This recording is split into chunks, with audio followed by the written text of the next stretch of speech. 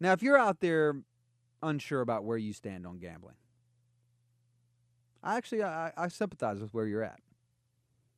Because I've kind of wrestled with this myself, and we've talked about it on this program. That when we start thinking about how we're going to approach a decision on where we stand on gaming, I feel like there's two things that I believe in that are actually in conflict with each other. Number one, I believe that people should have the freedom to spend their money how they choose. So there's the liberty argument that people should be allowed, if they want to gamble, that they should be allowed to do this. And I'm sympathetic to that argument. Limited government conservative. Don't think the government should be limiting what I could do with my money, by and large. People should be able to do what they want to do. And then on the flip side, I think you look at just the undeniable social ramifications that come along with gaming. And we don't even have to look to, don't even look to Las Vegas. Don't even look right here in the state of Alabama. When in Phoenix City, Alabama, gambling at one point in our state's history, the gambling bosses held so much sway over the city of Phoenix City in East Alabama.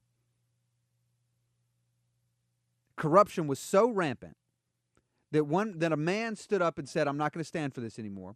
An attorney said he was going to run for Attorney General of Alabama, and he was going to shut it down. He was not going to allow it to happen anymore. He was going to clamp down on the corruption. And one night he walked out of his office, working a late night at his office. He had already won the Democratic primary. So it was really, at that point, it was tantamount to him being elected, because at this point in time in our state's history, Republicans were so weak they really weren't going to be able to pose much of a challenge. And so he was pretty much going to be the Attorney General of Alabama. And he walked out of his office one night after working late, and a man put a gun up to his head and pulled the trigger. And for good measure, to send a message, he put the gun in his mouth and pulled the trigger again. In other words, don't you dare speak out against us.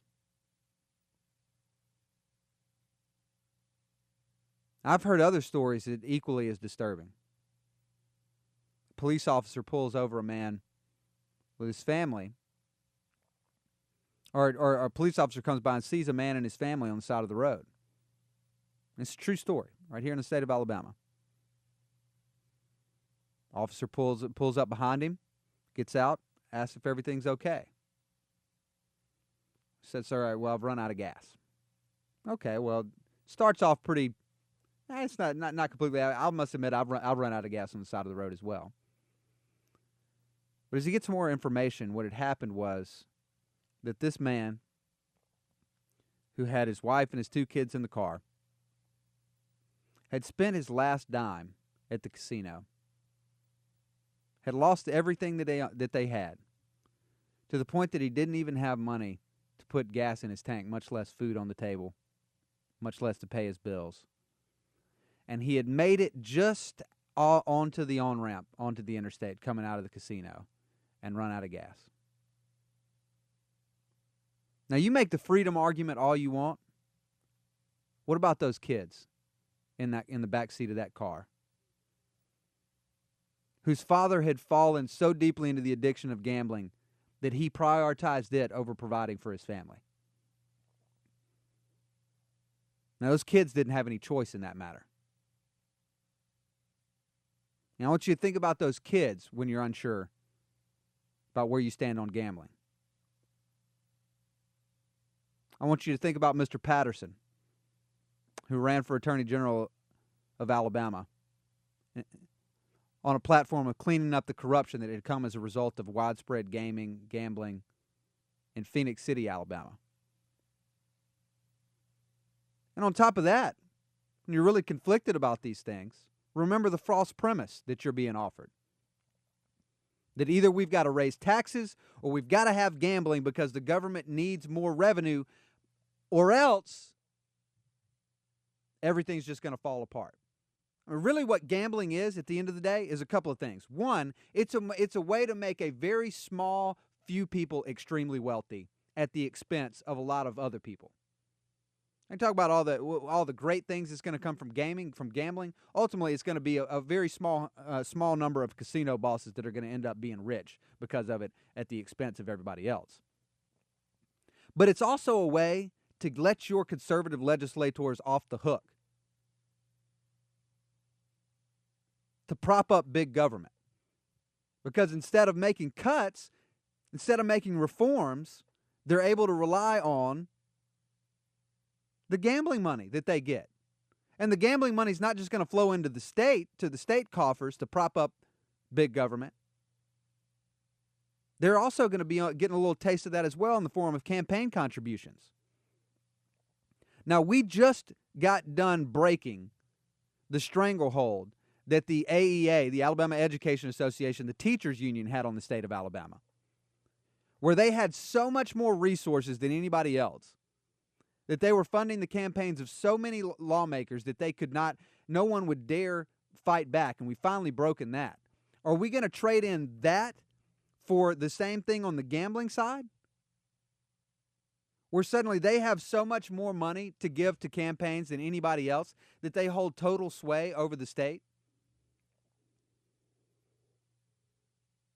I mean, these are the questions that I think you need to be asking yourselves, because these things don't happen in a vacuum. You pass gambling legislation, that doesn't happen in a vacuum.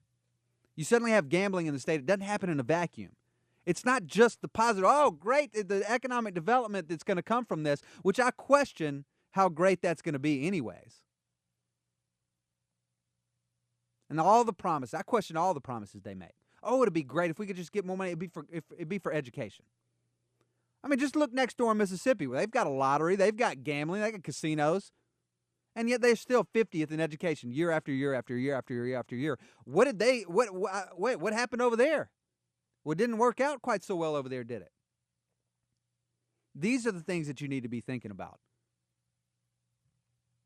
Whether or not you want gambling in your state. Whether or not you want to raise your kids in a city where there's a giant casino in downtown. Because that's what they're talking about here in Birmingham. Plopping a giant casino in downtown Birmingham. That's what they want. And all that comes along with that. And I'm sorry. No, I'm not.